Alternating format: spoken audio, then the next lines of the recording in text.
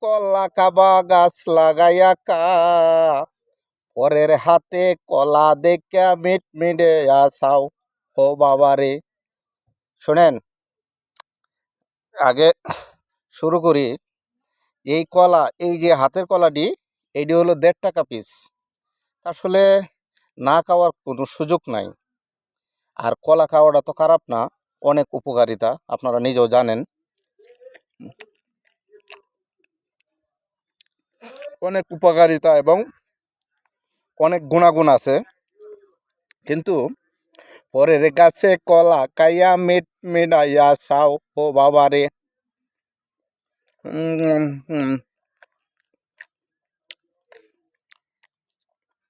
পাহাড়ি অঞ্চলের কলা অনেক মিষ্টি। যে কলা আমাদের এলাকায় ৩৫ টাকা ৪০ টাকা হালি, এই কলাই খাইছি। কিন্তু এই পাহাড়ি অঞ্চলের কলা অন্যরকম একটা মিষ্টি। কাজেই বেশি বেশি আপনারাও কলা খাবেন।